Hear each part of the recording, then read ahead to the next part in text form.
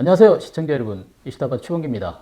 오늘은 한 국가나 지방정부의 잘못된 정책이 시민들에게 얼마나 큰 영향을 끼치는지에 대해 알아보려고 합니다. 미국 캘리포니아주에서는 정책 때문에 범죄가 급증하고 있다고 합니다. 엘도라도 카운티 번 피어슨 검사를 비롯한 많은 전문가들은 캘리포니아주 정부의 정책에 대해 문제를 제기하고 나섰는데요.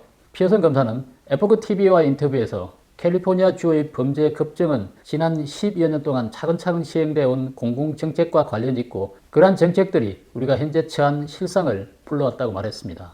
캘리포니아주 법무부가 2022년에 발표한 보고서에 따르면 2021년 이후 폭력범죄가 6.1% 증가한 것으로 나타났는데요. 지난 5년간 폭력범죄는 10%, 재산범죄는 직전 연도인 2021년 대비해서 6.2% 증가했다고 합니다. 피어슨 검사는 캘리포니아주의 잘못된 공공정책이 직접적인 원인이라고 주장을 하고 있는데요. 여기에는 제니 브라운 전 캘리포니아주 지사가 서명한 주법 AB 109법과 AB 117법이 적지 않은 영향을 미쳤다는 겁니다. 지난 2011년 미국 대법원은 캘리포니아주의 2년 이내에 주 교도소 수감 인원을 일정 비율로 줄여야 한다고 판결을 하게 됩니다. 당시 캘리포니아 주지사였던 브라운이 AB 109법과 AB 117법에 서명하면서 캘리포니아주 형사사법체계에 근본적인 변화를 가져오게 됩니다. 이들 법률은 주 감옥의 혼잡을 완화하고 범죄자들을 더 효과적으로 관리하기 위한 목적으로 도입이 되었는데요. 경범죄자나 감옥 위반자가 주립 감옥을 왔다 갔다 하면서 교정을 받는 것이 비효율적이고 안전하지 않다고 판단한 겁니다.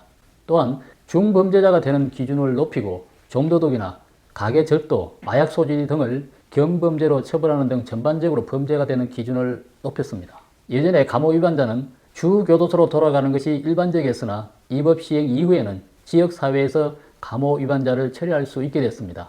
그런데 이들 법률에 대한 평가는 의견이 분분합니다.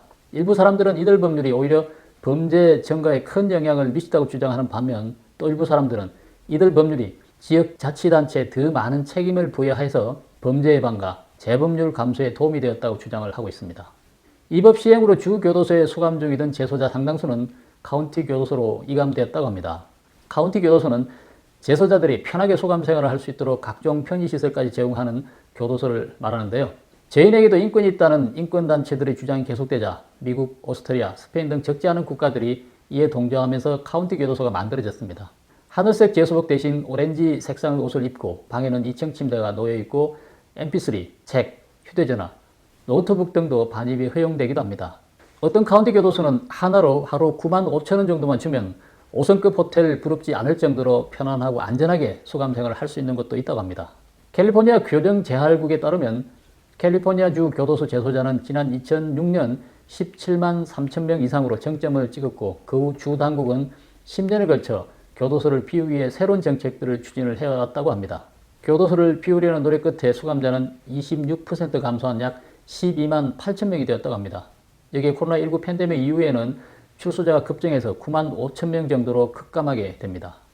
올해 초 케빈 뉴섬 현 캘리포니아 주지사는 오는 2027년까지 교도소 5곳을 추가로 폐쇄한다는 계획까지 발표를 했습니다. 피어슨 검사는 출소한 수감자 중 상당수는 결국 노숙자로 전락해 오늘날 캘리포니아의 심각한 노숙자 문제를 불러왔다고 지적을 하죠. 지난 3, 4년간 수만 명에 달하는 수감자를 석방했고 그들은 거주지로 돌아가는 대신 노숙자를 선택했다는 겁니다. 관련 통계도 있습니다. 지난해 캘리포니아 스탠퍼드 대학교는 2014년부터 2020년 사이 미국 전역에서는 노숙자가 9% 감소한 반면 캘리포니아 주에서는 반대로 무려 42%나 증가했다는 연구 결과를 발표했습니다. 피어슨 검사는 이러한 현상이 주 전체의 범죄 증가에도 크게 기여한 것으로 보고 있습니다. 노숙자들은 새로운 범죄를 저지르거나 아니면은 범죄에 노출돼서 범죄 피해자가 되는 경우도 많다는 겁니다. 피어슨은 최근 몇 년 사이 채택된 온정주의 정책도 범죄를 증가시키는 데 큰 영향을 미쳤다고 비판합니다. 민주당이 발의해서 2014년에 통과된 건의안 47호가 그 대표적인 겁니다. 이 건의안 47호를 보면 기존 400달러였던 중범죄자 기준을 950달러로 높였고 좀도둑, 가계절도, 마약 소지 등은 경범죄로 처벌하고 경범죄 전과가 있는 상습범을 중범죄자로 기소할 수 있는 조항도 삭제했다는 겁니다. 결국 재산범죄에 대한 책임은 사라졌고 마약을 복용해도 그에 대한 처벌이 아예 없거나 경미한 처벌에 그친다는 겁니다. 이 모든 것들이 결합돼서 지금의 캘리포니아 범죄 문화가 형성되면서 불법 행위가 늘어나게 되었다는 거죠. 그는 정치인들을 향해서도 날선 조언을 던집니다. 표선은 의원들은 빈곤이 범죄를 일으킨다는 생각에 갇혀 있다. 빈곤과 범죄 사이에는 직접적인 연관성이 없다. 범죄가 발생하는 이유는 사람들의 행동에 대한 책임을 묻지 않는 데 있다. 만약 이대로라면 더 많은 노숙자와 더 많은 범죄가 발생할 것이다 라고 한마디 했습니다. 오늘은 국가나 지방정부의 잘못된 정책이 당사자나 이웃 시민들에게 어떤 피해를 주는지에 대해 알아봤는데요. 우리나라도 잘못된 정책으로 나라도 힘들고 국민들도 힘들게 한 정책들이 많습니다. 정파를 떠나서 국가와 민족을 위한 정책을 펼치기를 기대해 봅니다. 오늘 방송은 여기서 마치겠습니다. 시청해 주셔서 감사합니다.